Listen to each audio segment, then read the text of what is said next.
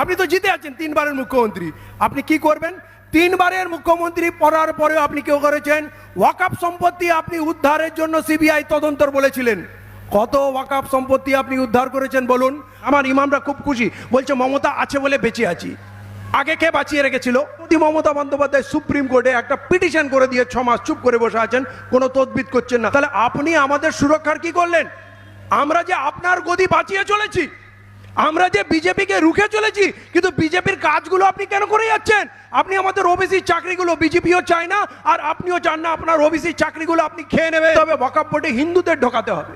ওয়াকফ বোর্ডের চেয়ারম্যান, ওয়াকফ বোর্ডের সিইও এরা সবই হিন্দু হয়ে যাবে। তাহলে কি হবে? কারাপশন রোধ করা যাবে। তা আমি বলছি, কেদারনাথ মন্দিরের সোনা পিতল হয়ে গেছে, ওখান মন্দিরেও প্রচুর চুরি হচ্ছে, তো মন্দির ট্রাস্টের মাথায় আমাদের মুসলমানদের বসিয়ে দিক। এটা কি কোনো ফর্মুলা হতে পারে? আসলে এরা সংবিধানকে নষ্ট করতে চায়। সংবিধান